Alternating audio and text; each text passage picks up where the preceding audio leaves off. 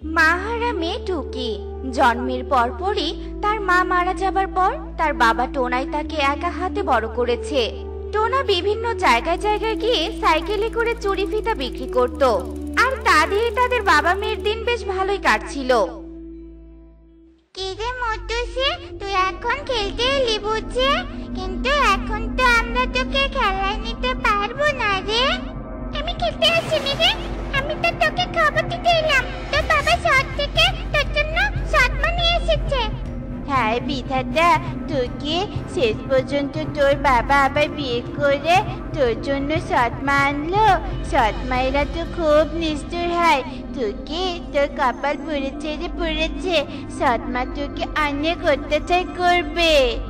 আমি এক্ষুনি বাবার কাছে যাব আর বাবাকে বলবো যে আমার জন্য কেন সৎমা নিয়ে এলো।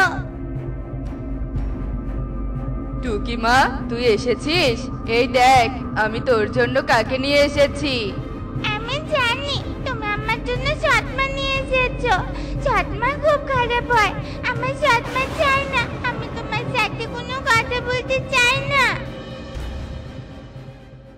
টুনি, তুমি কিছু মনে করো না, আসলে মাহারা মেয়ে তো, তাই সে খুব জেদি আর রাগী হয়েছে। আর তাছাড়া সৎমা নিয়ে সবার মনেই তো খারাপ ধারণা থাকে, তাই হয়তো ওর মনেও সৎমা নিয়ে খারাপ ধারণা রয়েছে। আমি সব বুঝতে পেরেছি গো, তুমি চিন্তা করো না, আমি টুকির ধারণা বদলে দিব। দেখো আরে বাহ, কি সুন্দর পদ্ম ফুল! এই পদ্ম ফুলের জন্য তো আমি দূরের বনে এসেছি। এবারে সব পদ্ম নিয়ে আমি বাড়িতে যাব। এরপর টুকি পুকুর থেকে বেশ কিছু পদ্ম তুলে নেয়। কতগুলো পদ্ম নিয়েছি।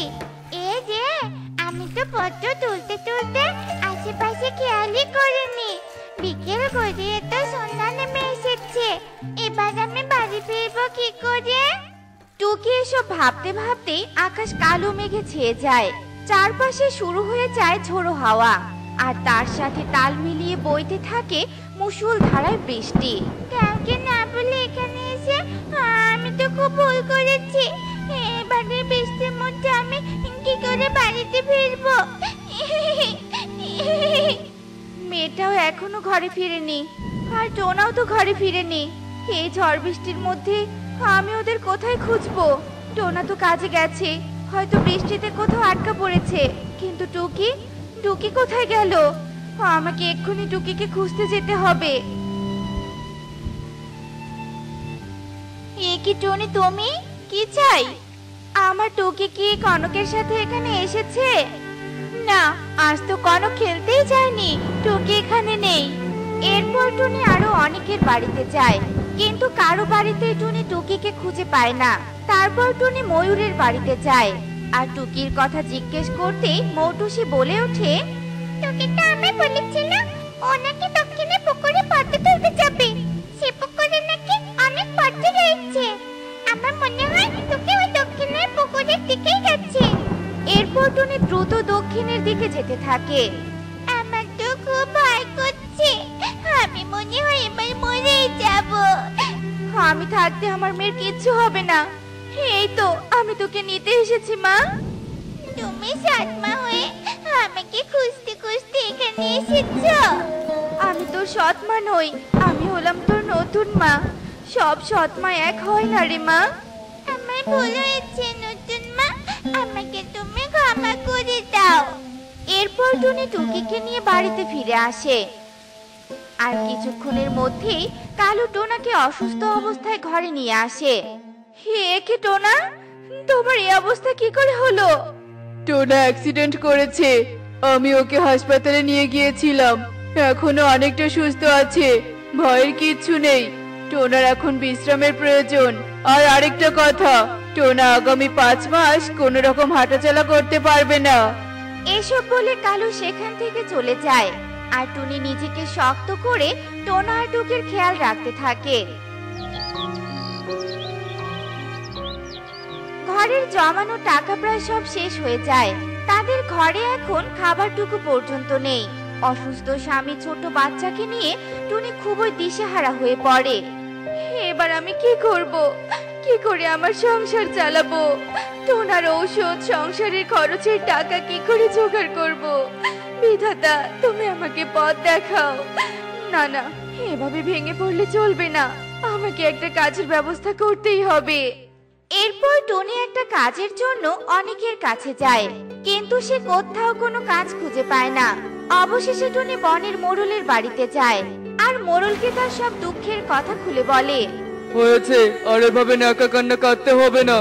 তোকে আমি কাজ দিলাম, কাল থেকে তুই আমার বাড়ির সব কাজ করবি, আর সেই সাথে আমার গিন্নিরও দেখাশোনা করবি। আপনাকে অনেক ধন্যবাদ মোড়ল মশাই। মোড়ল মশাই, যদি কিছু টাকা অগ্রিম দিতেন তবে খুব ভালো হতো। এই হলো তোদের মতো গরিবদের সমস্যা। তোদের বসতে দিলে তোরা শুতে চাস, সব কিছুতে তোদের চাই চাই। এই নে 200 টাকা, আর কাল ঠিক সময় কাজে আসবি। এরপর টুনি সেই টাকা দিয়ে ঔষধ আর কিছু ফল নিয়ে বাড়ি ফিরে আসে। আমার জন্য তোমাকে কষ্ট করতে হচ্ছে টুনি। সত্যি টুনি, তুমি অনেক ভালো। ঠিক বলেছো বাবা, আমি নতুন মাকে প্রথমে ভুল বুঝেছিলাম। নতুন মা অনেক ভালো। টুনি রোজ সকালবেলা মোড়লের বাড়িতে কাজে যেত, আর সন্ধ্যা হলেই বাড়ি ফিরে আসতো, আর বাড়ি ফিরে নিজের সংসারের কাজ করত। এভাবেই বেশ কিছুদিন কেটে যায়। নতুন মা, আজ তোমার সাথে আমিও যাব। তোমাকে একা হাতে কত কাজ করতে হয়, আজ আমি তোমার কাজে সাহায্য করব। আমাকে নিয়ে যাও না নতুন মা। আচ্ছা ঠিক আছে রে মা, চল। এরপর টুনি টুকিকে নিয়ে মোড়লের বাড়িতে চলে যায়। একি টুনি, তুই আবার তোর এই সৎ মেয়েকে কেন নিয়ে এসেছিস? যদি ও কিছু চুরি করে? না না গিন্নিমা, ও আমার সৎ মেয়ে নয়, ও আমার নিজের মেয়ে। আর আমার মেয়েকে আমি চুরি শিক্ষা দেইনি। ও আপনার কোনো জিনিসে হাত দিবে না। যত সব আদিক্ষেতা, সৎ মা হয়ে সৎ মেয়ের প্রতি এত দরদ? ঠিক আছে, ঠিক করে কাজ কর। এরপর টুনি ঘরের সব কাজ করতে থাকে। কিসের শব্দ হলো? যা ভেবেছিলাম তাই হলো। তোরা ইচ্ছে করে আমার শখের গ্লাসটা ভেঙে ফেললি, তাই না? এটা তো আমার অনেক পছন্দের গ্লাস ছিল। কি হয়েছে গিন্নি? তুমি এভাবে মন খারাপ করে আছো কেন? এই বদমাশ ছোট লোক পাখি দুটো ইচ্ছে করে আমার শখের গ্লাসটা ভেঙে ফেলেছে। আমার মেয়ে ইচ্ছে করে এমনটা করেনি গিন্নিমা, ও তো ছোট, তাই। তাই কি? হ্যাঁ, দোষ করে আবার কথা বলছিস? তোকে আর কাজে আসতে হবে না, তুই এক্ষুনি এখান থেকে বের হয়ে যা। এমনটা করবেন না মোড়ল মশাই, আমার যে কাজটার খুব দরকার। গিন্নিমা, আমার ছাড়িয়ে দিবেন না, দয়া করুন গিন্নিমা, দয়া করুন। কোনো দয়া করতে পারবো না, তোরা এক্ষুনি এখান থেকে চলে যা। এরপর টনি আর টুকিকে ঈগল ঘাট ধাক্কা দিয়ে বের করে দেয়। সবটা আমার জন্য হলো, আমি এসবের জন্য দায়ী। আমার জন্য তোমার কাজটা চলে গেল নতুন মা। না রে মা, সবই যে ভাগ্য, তোর কোনো দোষ নেই। কাজ হারিয়ে টুনি আবারও দিশেহারা হয়ে পড়ে। এদিকে মোড়লের মেয়ে ইকরি বনে ফুল তুলতে গিয়ে সাপের লেজে পা দিয়ে ফেলে, যার কারণে সাপ তাকে দংশন করে। ডাক্তার কবিরাজ এনেও মোড়ল তার মেয়েকে সুস্থ করতে পারে না। কাকুলি বোন, মোড়লের বাড়িতে কি হয়েছে গো? মোড়লের মেয়েকে সাপে কেটেছে, তার জন্য মোড়লের বাড়িতে শোরগোল পড়ে গেছে। সাপের বিষ কাটানোর জড়িবুটি তো আমি বানাতে পারি, আমি তো একজন কবিরাজের মেয়ে। হ্যাঁ হ্যাঁ, আমি জড়িবুটি বানাবো। এরপর টুনি জড়িবুটি বানিয়ে মোড়লের বাড়িতে যায়, আর সেই জড়িবুটি ইকরিকে খাইয়ে দিতেই ইকরি একদম সুস্থ হয়ে যায়। এই তো, আমার মেয়ে একদম ঠিক হয়ে গেছে। টুনি, আমাকে তুই ক্ষমা করে দে, আমি তোর সাথে এতটা অন্যায় করলাম, আর সেই তুই আমার মেয়েকে বাঁচালি। সত্যি তুই মা হিসেবে যেমন ভালো, তুই পাখি হিসেবে অনেক ভালো।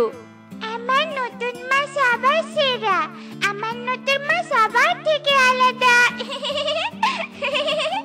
আজ থেকে টুকির পড়াশোনা আর টোনার চিকিৎসার দায়িত্ব আমরা নিলাম, আর তোকেও কাজে নিলাম। এ কথা শুনে টুনি ভীষণ খুশি হয়ে যায়, আর এরপর থেকে সুখে শান্তিতে তাদের দিন কাটতে থাকে। বন্ধুরা, সব সৎ মা এক হয় না, তাই একজনের দোষের জন্য সবাইকে ভুল বোঝা একেবারেই ঠিক নয়। ভালোবাসা মমতা দিয়ে সবাইকে আপন করা যায়। তো বন্ধুরা, এমনই সব মজার মজার শিক্ষণীয় টুনি পাখির গল্প পেতে আমাদের পাশে থেকো। আর গল্পটি কেমন হয়েছে তা কমেন্টে জানাতে ভুলো না কিন্তু। Bye bye. অতে অজগর, অজগরটি আসছে তেরে। অতে অজগর, অজগরটি আসছে তেরে। আতে আম, আমটি আমি খাবো পেরে। আতে আম, আমটি আমি। টুনি দিদি, ও টুনি দিদি, ঘরে আছো? ও টুনি দিদি। আরে, এটা তো কবুতর দাদার গলা মনে হচ্ছে।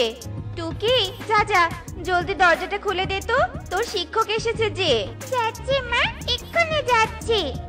আরে স্যার, আসুন আসুন, তাড়াতাড়ি ভিতরে আসুন। আজ ভিতরে যাব না রে টুকি, আজ যে অনেক কাজ আছে। টুনি দিদি, আমি আসলে এসেছি তোমাকে একটা খবর দিতে। আসলে দিদি, কদিন পর স্কুলে অর্ধবার্ষিক পরীক্ষা শুরু। তুমি তোমার মেয়েকে ভালো করে পড়াও।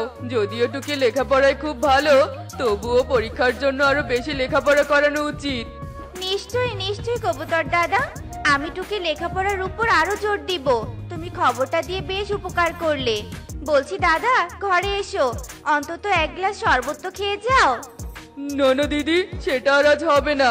হেড স্যারের নির্দেশে সব বাচ্চাদের বাড়িতে বাড়িতে গিয়ে পরীক্ষার খবরটা পৌঁছে দিতে হবে, যাতে এবারের পরীক্ষায় কোনো স্টুডেন্ট ফেল না করে। তবে এবার আমি আসি গো দিদি।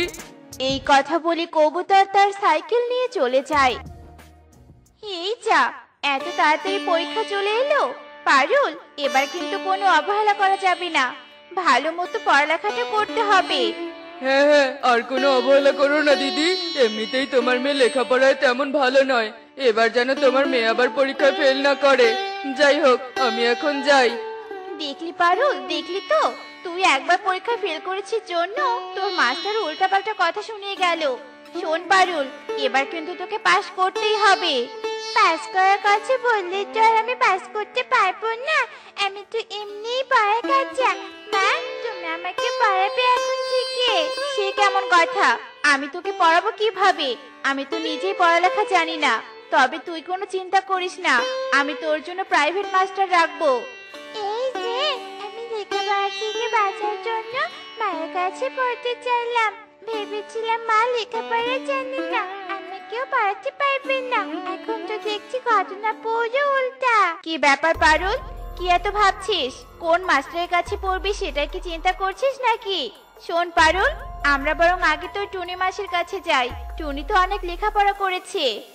আজকে তুমি টুনি মাসির কাছে যাবে মা? বলছি কি আজ যেতে হবে? হ্যাঁ রে মা, হ্যাঁ। দেরি করে আর লাভ কি?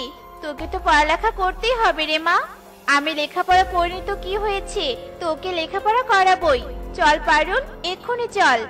সুখী পায়রা পারুলকে একটু সময় না দিয়ে টুনির বাসায় যাওয়ার জন্য বেরিয়ে পড়ে। আরে সুখী দিদি, হঠাৎ তুমি এখানে? ও মা, সাথে দেখছি পারুলও আছে। তা বলছি পারুল, তুই কি টুকির সাথে খেলতে এসেছিস নাকি? পারুল টুকির সাথে খেলতে আসেনি, পড়তে এসেছে। আসলে দিদি, কদিন পর তো ওদের পরীক্ষা। তুমি আমার পারুলকে প্রাইভেট পড়াও দিদি। মেয়েটাকে যে আমার পরীক্ষায় পাশ করাতেই হবে। ও, এই ব্যাপার, কোনো অসুবিধা নেই। কাল থেকে বিকেলে পারুলকে পাঠিয়ে দিও কেমন? আমি তো টুকিকে পড়াই, কাল থেকে না হয় পারুলকেও পড়াবো। না টুনি দিদি, কাল থেকে নয়। আমি চাই তুমি পারুলকে আজ থেকে পড়াও, সময় তো আর বেশি নেই। সেটাও তো ঠিক, কোনো অসুবিধা নেই দিদি। তবে তুমি পারুলকে রেখে যাও, টুকি আর পারুলকে একসাথেই পড়াবো। টুনির কথা শুনে সুখী খুব খুশি হয় আর পারুলকে রেখে চলে যায়। পারুল খুব বিরক্ত হলেও বাধ্য হয়ে টুকির সাথে পড়তে বসে। উফ, আজ খাবার জোগাড় করতে করতে বড্ড দেরি হয়ে গেল। মেয়েটার তো প্রাইভেটে যেতে হবে। মেয়েটা বুঝি না খেয়ে প্রাইভেটে গেল। কি মুশকিল, আজকাল বনে তেমন খাবারও পাওয়া যাচ্ছে না। ইয়ে কি কাণ্ড! আয় পারুল, আয়, তুই করছিসটা কি? তুই এভাবে পড়ে পড়ে ঘুমাচ্ছিস কেন? বিকেল পেরিয়ে সন্ধ্যা হতে চললো। পারুল, আয়, ওঠ বলছি, ওঠ। কি মা, কি হয়েছে? তুমি এভাবে ডাকছো কেন বলো তো? ডাকছি কেন মানে? তোর কি হুঁশ নেই? বিকেলে যে তোর প্রাইভেটে যাওয়ার কথা সেটা কি তুই ভুলে গিয়েছিস নাকি? ধুর মা, কি শুরু করলে তুমি? আমার কাঁচা ঘুমটা একেবারে ভেঙে দিলে। আমার কাঁচা ঘুমটা ভেঙে দিয়ে প্রাইভেটের কথা বলছো, পড়ার কথা বলছো। বাদ দাও তো, আমি আজ প্রাইভেটে যাব না, আমাকে ঘুমাতে দাও। কি কি বললি তুই? লেখাপড়া চেয়ে তোর কাছে ঘুমানোটাই গুরুত্বপূর্ণ হয়ে গেল? তুই কি এখন উঠবি নাকি তোকে মেরে তোর 12টা বাজাবো? না না মা, মেরো না, আমাকে মেরো না মা। আমি প্রাইভেট পড়তে যাব, কোনো অসুবিধা নেই। তবে আমার একটা শর্ত আছে, কালু কাকির দোকানে সিঙ্গারা খাওয়াতে হবে। বেশি নয়, মাত্র 20 টাকা। আচ্ছা ঠিক আছে, কোনো অসুবিধা নেই। আমি তোকে কাকের দোকানে সিঙ্গারা রোজ খাওয়াবো, তবুও তুই প্রাইভেট পড়তে যাবি। এই নে মা, 20 টাকা নে। টাকা পেয়ে পারুল খুব খুশি হয়ে যায় আর টাকা নিয়ে প্রাইভেট পড়তে যাওয়ার জন্য বের হয়। আর পথে কালু কাকের দোকানে গিয়ে সিঙ্গারা কিনে খেতে থাকে। আহা, কি টেস্ট, কি টেস্ট! ইচ্ছে করে সারাদিন তোমার দোকানে সিঙ্গারা খাই কাকু। সেটাই তো ভালো, তবে আমার ব্যবসাতেও লাভ হবে। তোকে আরো 2টো সিঙ্গারা দিব নাকি? না না কাকু, আমার কাছে তো অত টাকা নেই। তাছাড়া প্রাইভেটে যাওয়ারও সময় হয়েছে। আর যাই কাকু, যদিও বা প্রাইভেটে যেতে আমার একদমই ভালো লাগে না। পারুল বিরক্তি নিয়েই প্রাইভেটে যাওয়ার জন্য উড়াল দেয়। আর এভাবে বেশ কিছুদিন কেটে যায়। কি ব্যাপার, পারুল 2 দিন থেকে প্রাইভেটে আসছে না কেন? পরীক্ষার তো আর বেশি সময় নেই, তার উপর পারুলের পড়াও তো শেষ হয়নি। হবে কি করে? লেখাপড়ায় তো আর পারুলের মন নেই মা। পারুলের মন তো পড়ে থাকে কালু কাকে সিঙ্গারার দোকানে। ঠিক বলেছিস তুই চুকি। আর সে কারণেই মা বলেছে আমাকে আর পড়াশোনা করতে হবে না। কাল থেকে আমি কালু কাকু সিঙ্গারার দোকানে কাজ করব। কি সব বলছিস তুই পারুল? কাজ করবি মানে? স্কুলের পরীক্ষা দিবি না? নিশ্চয় দিব, তবে তোমার কাছে আর পড়তে আসবো না। তুমি যেন এ নিয়ে কোনো কথা বলো না। আমি চলি মাসি। টনিকে এসব কথা বলে পারুল চলে যায়। আর পারুল রোজ প্রাইভেটে নাম করে বেরিয়ে কালু কাকের সিঙ্গারার দোকানে সিঙ্গারা খায় আর সময় কাটায়। দেখতে দেখতে পরীক্ষা চলে আসে। আর পরীক্ষার রেজাল্ট বের হতেই সুখী দেখে পারুল ফেল করেছে। এ কি পারুল, তুই আবার ফেল করেছিস? তোকে যে টুনির কাছে প্রাইভেট দিলাম, তবে টুনি তোকে পড়ালোটা কি? আজ টুনির খবর আছে, আমি যাচ্ছি টুনির কাছে। খুব মজার সিঙ্গারা তো। আমার খুব শখ ছিল কালু কাকুর দোকানে সিঙ্গারা খাওয়ার। এই তো দিলাম তোর সব পূরণ করে। এত ভালো রেজাল্ট করেছিস তুই, তোকে তো খাওয়াতেই হবে। বদমাইশ টুনি, তোকে বলেছিলাম আমার মেয়েটাকে পড়াতে, অথচ এমন পড়া পড়িয়েছিস যে মেয়েটা আমার ফেল করেছে। কি যা তা বলছো দিদি? তোমার মেয়ে তো আমার কাছে প্রাইভেট পড়তেই যায়নি। তোমার মেয়ে তো বলেছিল কালু দাদার দোকানে কাজ করবে, আমার কাছে সে পড়বে না। আমার দোকানে কাজ করবে মানে? পারুল তো রোজ আমার দোকানে বিকেলে এসে সিঙ্গারা খায় আর আড্ডা দেয়। কি সব বলছো তুমি দাদা? এখন দেখলে তো দিদি আসল দোষী কে। তাই কাউকে আঘাত করার আগে সত্যিটা জানতে হয়। সত্যি না জেনে কাউকে আঘাত করা উচিত নয়, বুঝলে? টুনির কথা শুনে সুখী অনুতপ্ত হয়। দেখলে তো বন্ধুরা, সত্যের মূল্য কতখানি। সত্যি না জেনে কোনো পদক্ষেপ নিলে সেটা ভুল হবেই। তো বন্ধুরা, এমনই সব মজার মজার শিক্ষণীয় টুনি পাখির গল্প দেখতে আমাদের পাশেই থেকো। আর গল্পটি কেমন হয়েছে তা কমেন্টে জানাতে ভুলো না কিন্তু। বাই।